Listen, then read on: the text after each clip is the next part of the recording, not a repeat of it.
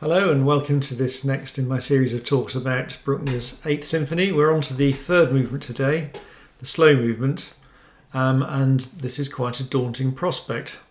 Depending on the recording that you listen to, it's between about 28 and 35 minutes of slow music, an extraordinary length. The climax comes about 4/5 of the way through, so you have to wait for about 24 minutes or so before you get to the moment that it's all been leading to. And when you get to that moment, it's an interrupted cadence. So it is an experience almost like no other. And that size, that length, does make it daunting. One of the insults that has been heaped on Bruckner's music, and there are plenty, one that's really stuck is a comment of Brahms. He said that Bruckner composed symphonic boa constrictors. While I've been looking at this movement, I've had some sympathy with what Brahms was saying. In the end, I think the movement does achieve something absolutely fantastic. And if you've got the patience to go with it, the rewards are really very great indeed. So to start off with, I'd just like to show you how I've tried to understand the movement as sections, and then we'll work out from that.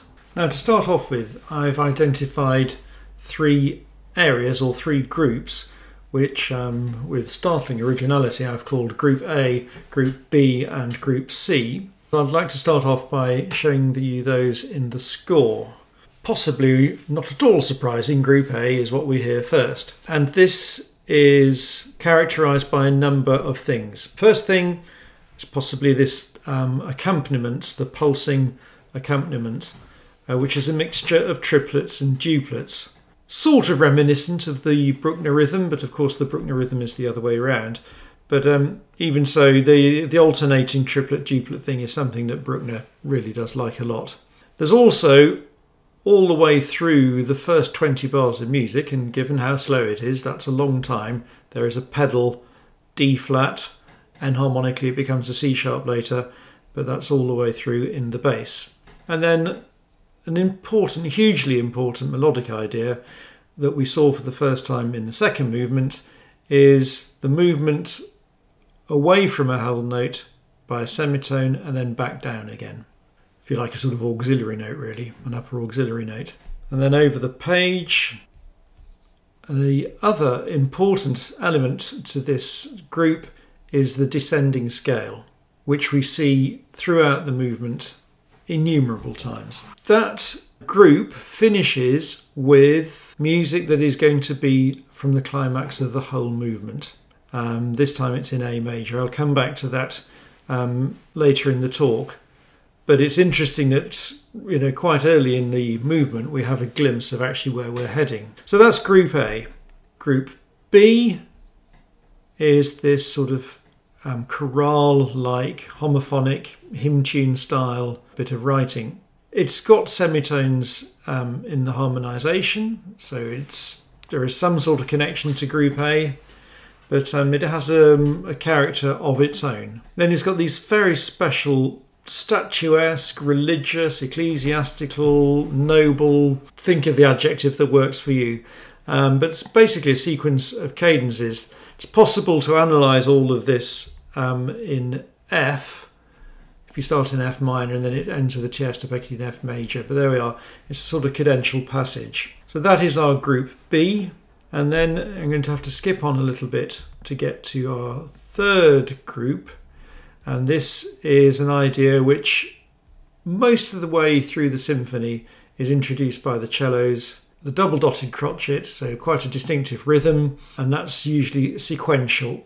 And again, in that area we also have descending scales, so there's a connection with the Group A ideas. So there we have the three ideas, and I think possibly it's a good idea just to listen to a few bars of each idea so we have that in our ears.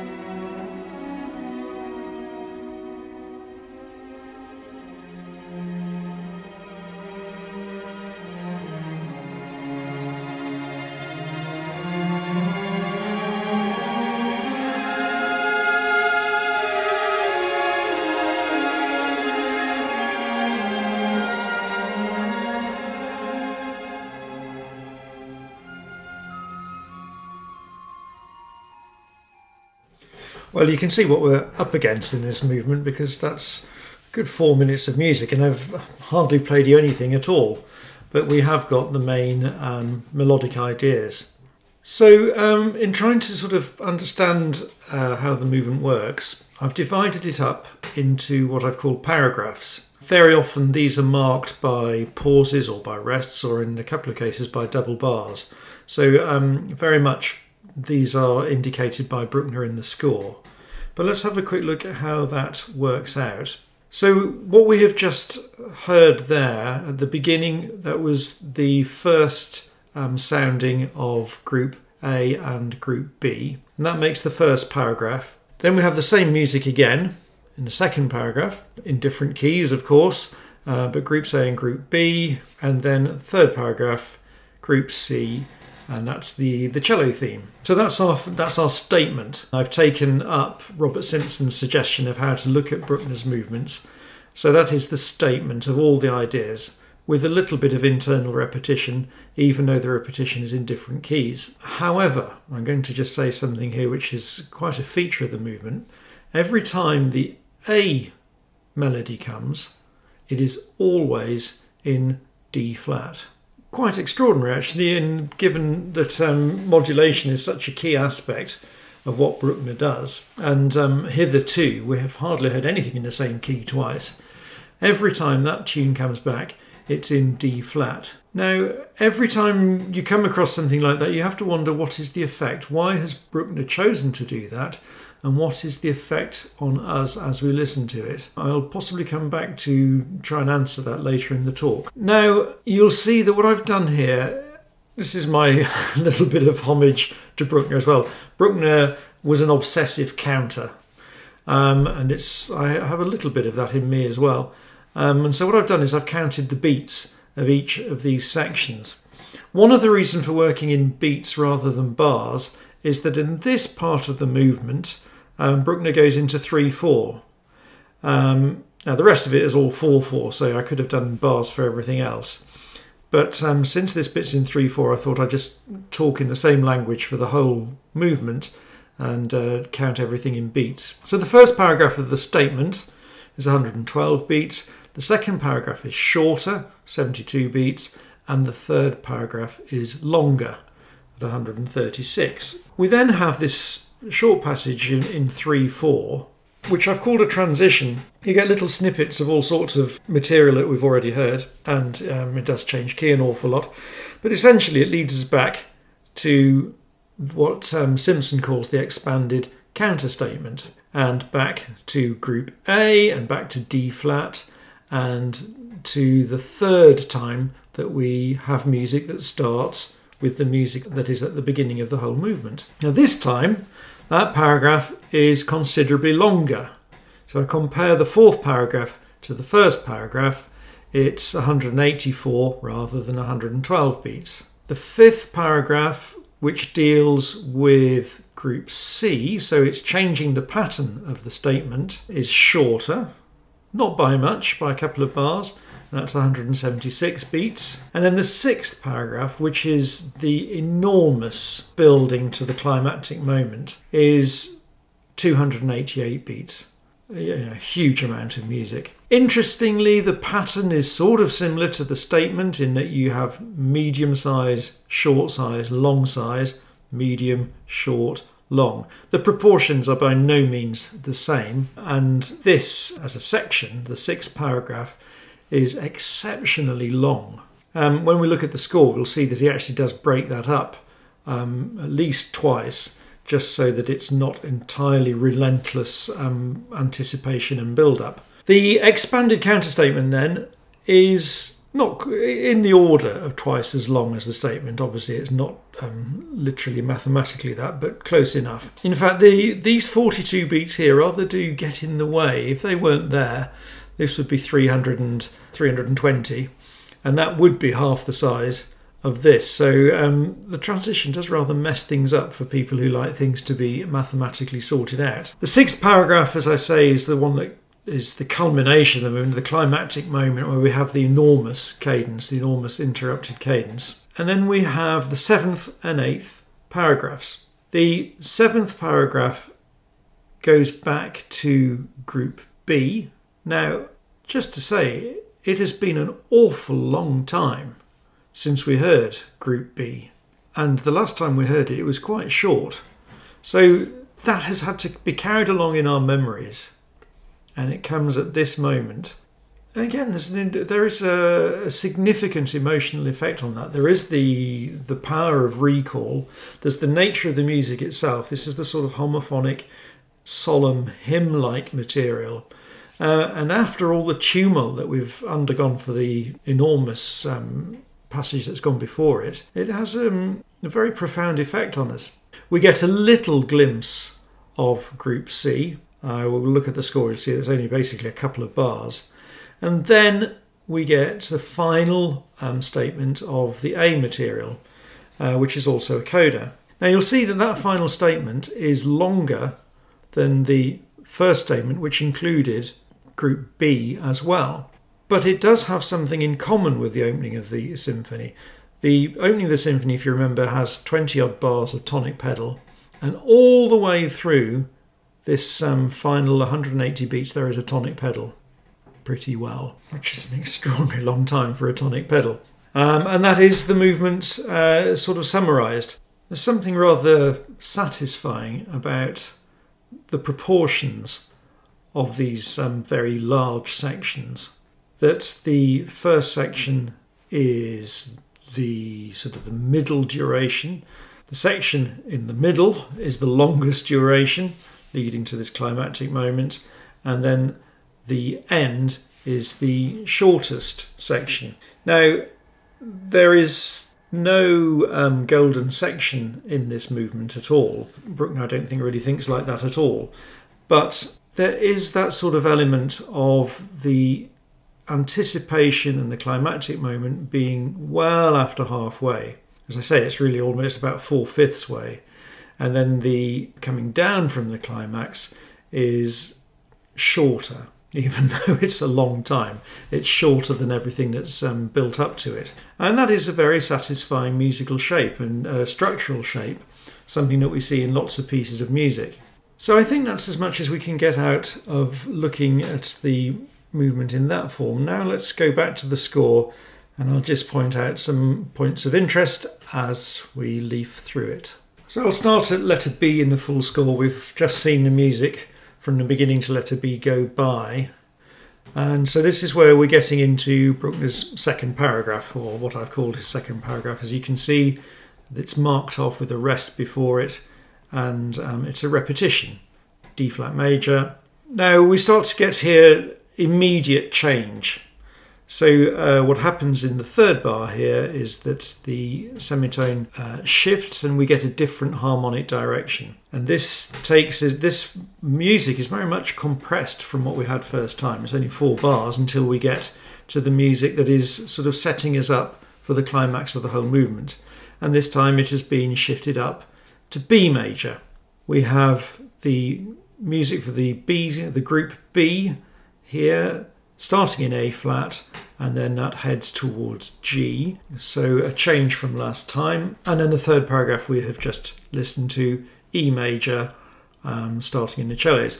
One little thing that's one of these extraordinary moments that Bruckner manages. We've cadenced here in G major, and then we have this little solo on the horn. And the last 2 notes here are B going up to E.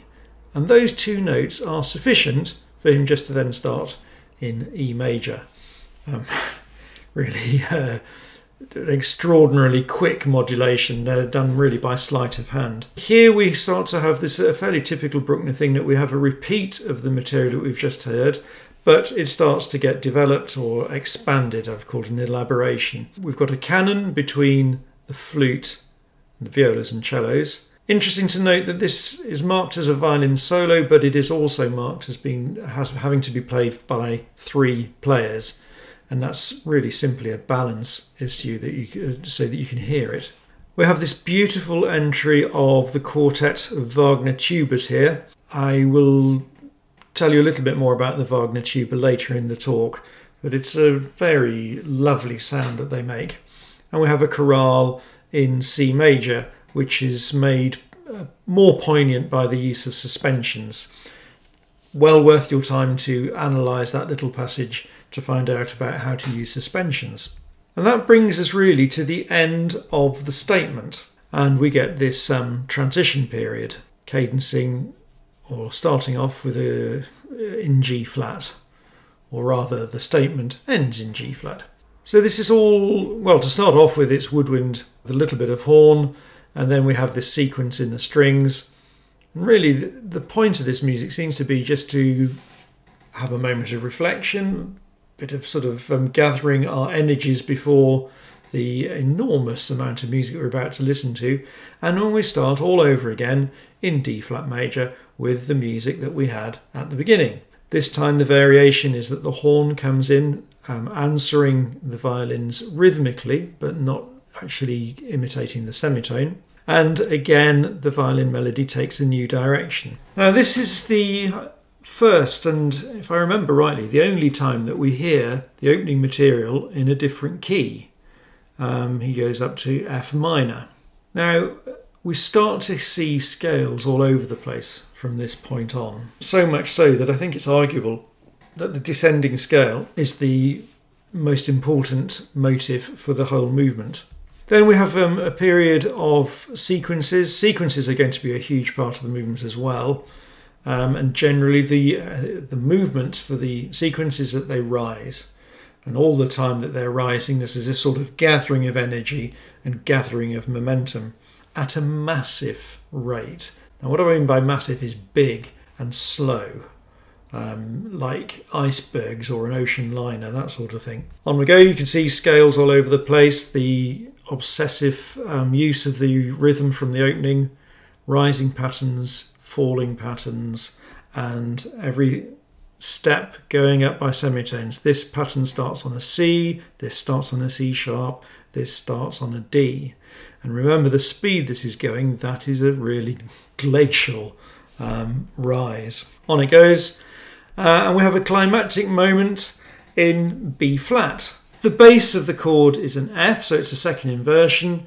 So although it's obviously a moment of arrival, you can see it from the dynamic, you can see it from the orchestration, you can see it from the fact that it is a held major chord.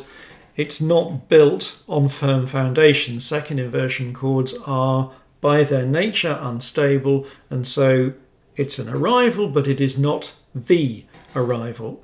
Typically of Bruckner, after you've had a moment like that, you have music that is, well, I've called it the aftershock. It's you know, the waves after you've dropped the rock into the lake.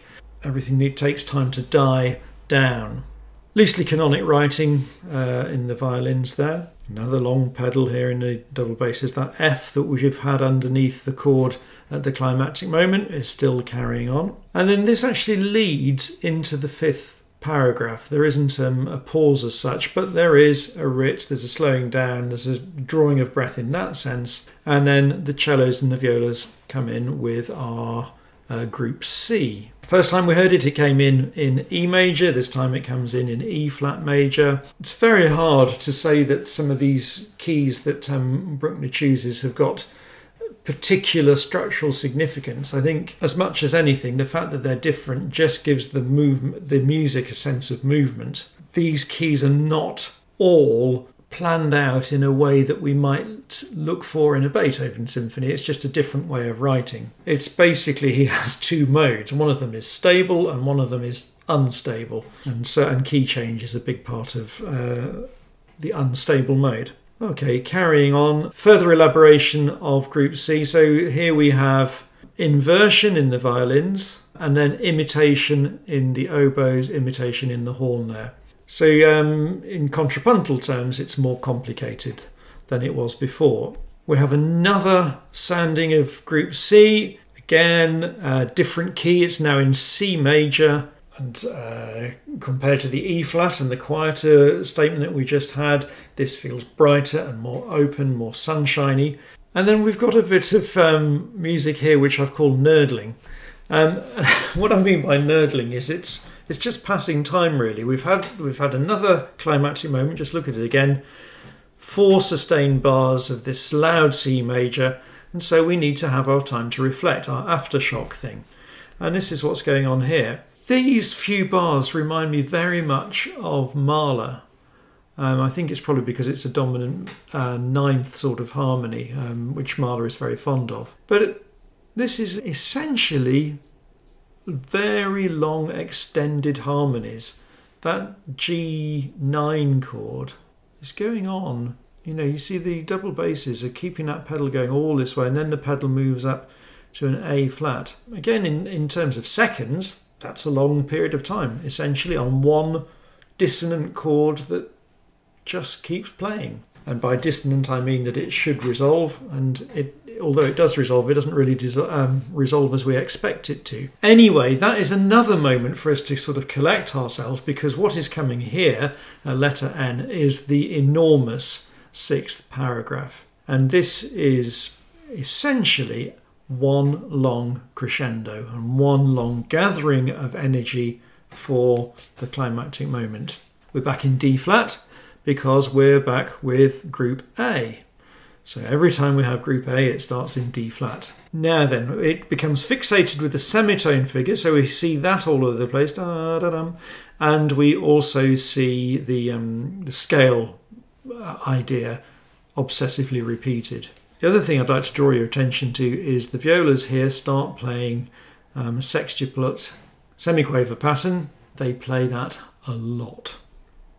Let's go on. So you quickly take your eye over the page, you'll see the clarinets here, second violins have got the descending scale answered with a rising pattern in the bassoons, and around it we have the pulsing pattern from group A, and I'm looking for some semitones. There aren't some very good ones, particularly good ones on this page, so let's move on. There we are, just had to turn over. In the oboes and the clarinets, on it goes. There's a fortissimo on the way, but then it comes back down. He does this trick quite a few times in this passage of music. We sort of build up, we come back down, we build up again, we come back down. Cumulative energy is gained through doing this, so that the final climax is gigantic. Same thing again here, we're going to fortissimo, drop down, crescendo again. The whole string section now is going on that sextuplet thing, which has gone in every bar so far. Fortissimo, fortissimo, and a drop. Now, I've called this parenthesis. All I mean by this is that this moment sort of stands apart because it's quiet, but it doesn't spoil the flow of the paragraph. We still have the sextuplet going on. We still have the rhythm from the group A section. We still have the same material, but it's just pianissimo for a while. To do the trick that we've seen a few times, it will grow and it will get back into the gathering of energy. Gathering of mass, I guess, is another way of looking at it. On it goes, and we're back here. Now, actually, one of the reasons for calling that parenthesis is that that passage is sometimes cut. One of the great difficulties of the 8th Symphony, I think I mentioned in a previous talk, is that because Bruckner revised it so extensively, there's often two versions of what he meant, and it's sometimes more than 2, 3 or 4, and editors have to make a decision about what they put in and what they take out. In the recording that I've been using, Gunter Vandt, with the Leipzig Gewandhaus Orchestra, that music is in. Another period of reduction of orchestra, reduction of dynamic, but still the violas are plugging away with those sextuplet semiquavers, and the material is still the same material. And then from S, we are really, what do they say, pedal to the metal for the climax. It's just that we're driving a very, very large vehicle that moves very slowly. On we go. Another little bit of parenthesis. Sorry, we're not there all yet. Another crescendo. Fortissimo. Now rising scales in the trombones, divided cellos, double basses, taken over by the horns and the trumpets. And this is, as it were, our final push. Gets to this point here and they're just repeating a semitone over and over again. Dissonant harmony. And there we are. 3 Fs. Whole orchestra playing. And as I've said here, the triangle and the cymbal players earn their money. That's when they get to play for the first time. It's a lot of sitting that they've done. You know, if you're going to be a player in a Bruckner symphony, is it better to be the cymbal player and the triangle player who have to sit there for over an hour to play 3 notes, maybe 4 notes, or is it better to be a string player who's got incessant tremolo, probably by the end of it your arm's falling off. If you're a viola player, you've had to count all those sextuplets. The weird thing about how music works is that those players will be paid the same. You takes your money, you takes your choice. Anyway, huge chord of E flat major, but in second inversion again. Look, there's B flats at the bottom. So still it's unstable. That chord of E flat, which I've called 1C or 164, does what it should do. It goes on to a dominant 7, 5, 7. So at this point we are expecting a perfect cadence in E flat major. And let's just think about how appropriate that would be. The symphony is in C minor, E flat major is the relative major. There's a point to having a climax in E flat major. But, as I have now said a few times, he doesn't do it. He goes on to a chord of flat 6. So it's an interrupted cadence. It's a chromatic interrupted cadence. And the effect of that is earth-shattering as you're listening to it. I'm going to come back to talk about that later and just consider, why does Bruckner do that? What is its effect? Was there an alternative? After that, everybody except the strings drop out. The strings are still playing exceedingly loud, 3 Fs. They are all on either their G strings or their C strings. The lower strings of the instruments, which have got a particular timbre, and we have a moment of silence to absorb all that. And then we have this group B chorale thing, which we haven't heard now for a long time, and it's pianissimo, just a beautiful moment in A flat major, and that goes on. We have our lovely cadences for the 3rd time with a pause at the end. Now this is our little reminiscence of group C at the very end of the 7th paragraph. I've just called it a phrase because we just get 2 bars basically to remind us of this stuff, which we haven't really heard in ages. And instead of being introduced by the cellos, it's introduced by the violins. But it's not developed. Just hear it once, it goes away.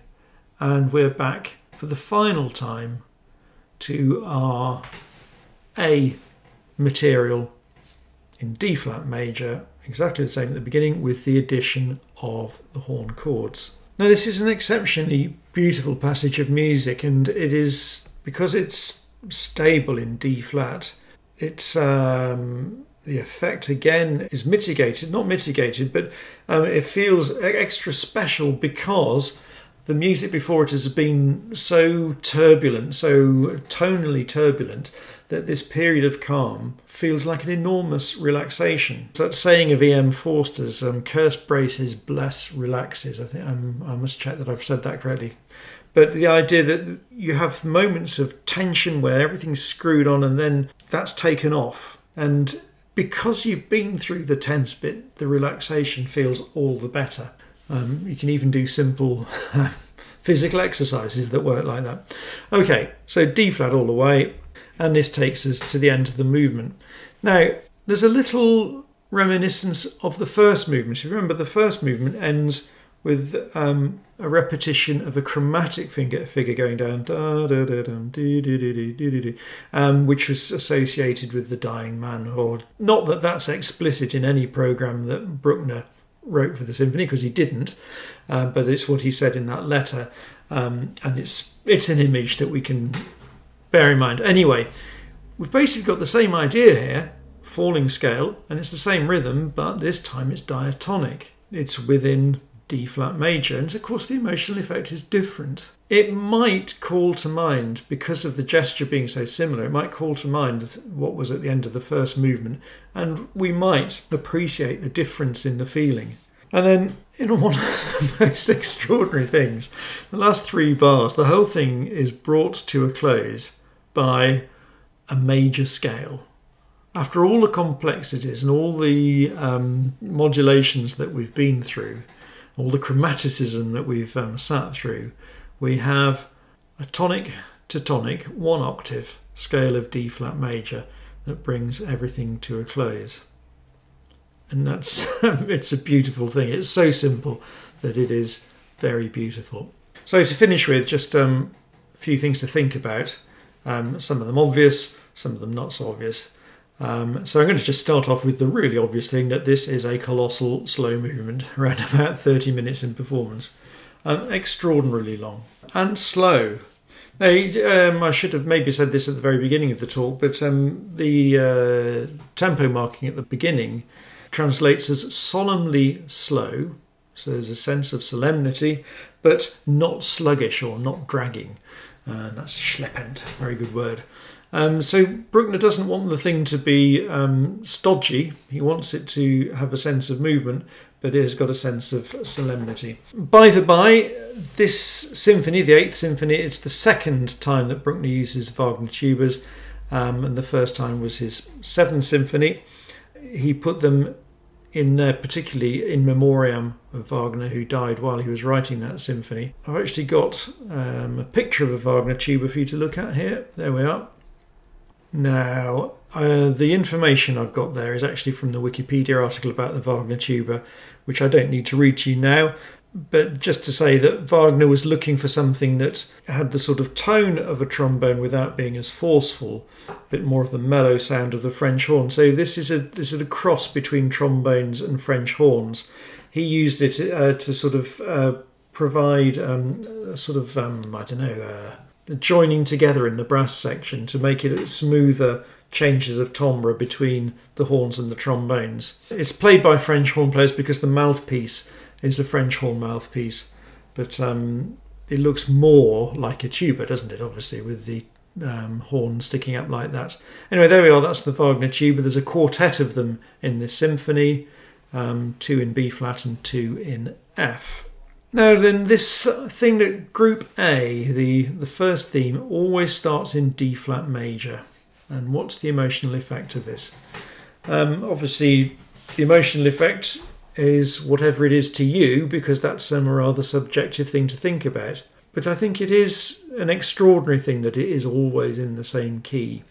Let's just quickly look at the plan of the movement again. So we're in D flat there, D flat again there, D flat there, D flat there, and D flat at the end. And I suppose it means that every time we hear that music, we're starting out from the same place. But every time we hear it, we're actually going somewhere else. So it's a familiar point of departure, but the journey that flows from it takes us in different directions and on ever longer journeys up until this iteration here. Then the last one is actually still quite long, but it's shorter and it stays put. Now, one of the features that is often remarked about sonata form music, where key change is so important, is that you leave home so that when you get back to it, you know it, as it were, for the first time, or you know it anew. Now, Bruckner is doing something slightly different here. As I say, he keeps repeating the same key, but when we get back there and we don't move from it, that feels enormously consoling.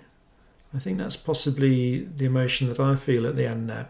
So again, when you listen to it, just let it sink in that it is always D flat when you hear that music. And then we have the question of the climax, which is an interrupted cadence. And what is the emotional effect of this? Again, the answers will be as many as there are people who listen to it. I was wondering, or was thinking, what would it have been like if instead of doing an interrupted cadence, he'd done a perfect cadence? And it's quite a thing to imagine that. Because although the interrupted cadence is a surprise, you really don't see it coming. When it's happened, it actually feels right. And I think if it were a perfect cadence, we had a chord of E flat there, in a way, that would be the wrong thing for Bruckner, because it would have meant that we'd achieved something. And I think a lot of the time in Bruckner, what he's about is there are things beyond what we can achieve. So the fact that it doesn't go to E flat may be a maybe feels like a thwarting of our expectation. But actually what we're presented with instead, the surprise, is still fantastic. It's a blazing chord of C flat major. It might not be what we thought we were going to get, but what we've been given is pretty good. Now you can think about these things in religious terms. Obviously it's tempting to think in religious terms because of Bruckner's devout Catholicism. You can think about it in philosophical terms. You can think about it in just straightforward musical terms. If it was a perfect cadence, there's probably not much point in having the rest of the piece. And of course the goal of the whole symphony is that he is going to go towards C major, and that is going to be our tonal goal over the hour and more that the whole symphony takes. So he doesn't want to, he's still got in mind that there's all that to come. So that's a sort of simple musical thing. You don't want to just sort of throw away a later moment for a moment that's immediately in front of you. Another thing that he gets out of it being an interrupted cadence is that the music then has to go on. So that the string reaction, the fortissimo string reaction down on the G and the C strings has got poignancy, and then there is the consolation of the B theme, the B group, which we probably wouldn't need in the same way if it had been a perfect cadence. You need to use your imaginations, think about what he's done, why he's done it, and how it would be different if he hadn't done that. The more time I've spent thinking about it, the more I'm convinced that there is nothing else that he could have done than an interrupted cadence at that point. It just is the right thing, even though it's the most colossal sticking on the brakes and swerving into a direction that you didn't expect, possibly in the whole of music. There will be other examples. Okay, and then I mentioned this while I was going through the score, but the physical demands that Bruckner makes on his string players in particular are really considerable. The amount of tremolo, the amount of sextuplet stuff and so on, and the fact that it goes on and on and on and on makes them very demanding pieces indeed for the performers. So just a final couple of thoughts about the movement. Something that strikes me about Bruckner's slow music is that it is so slow that it's impossible, or it's very difficult to conceive of a physical motion that accompanies it. And most music fits with the way the body moves, slowly or quickly, jumping, walking in a solemn procession, dancing, running. There's an analogy between our sense of movement and the way that music works, and it's not for nothing that we talk about movements in music. There is a sort of marriage between what goes on in our imaginations when we hear sounds taking place in time, which marries up with what it is to be a human being, what it is to have a body that moves in a certain way, that moves at a certain speed.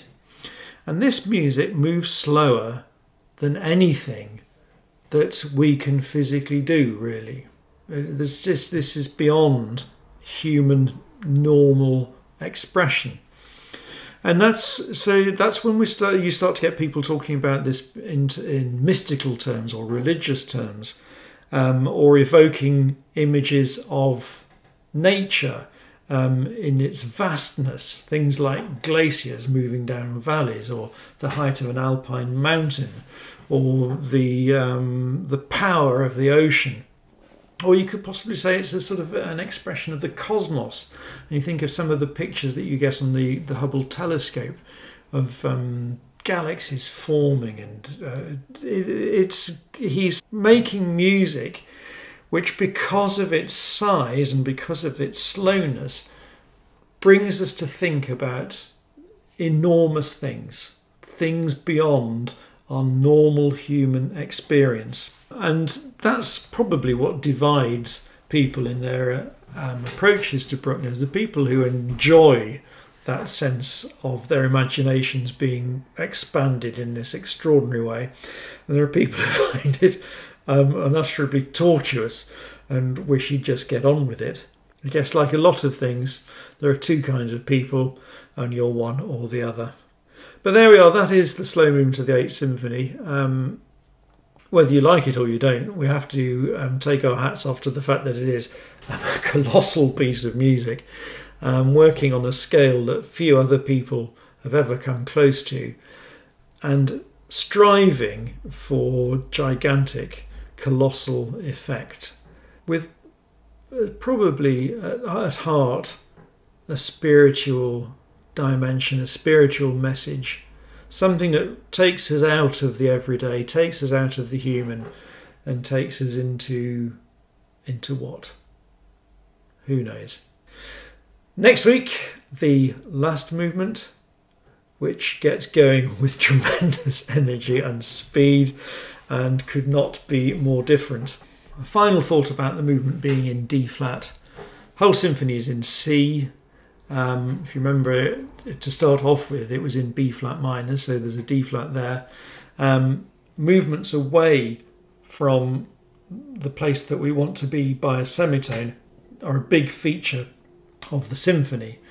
And so the movement being in D flat fits in with a sort of general tonal picture of semitones being important.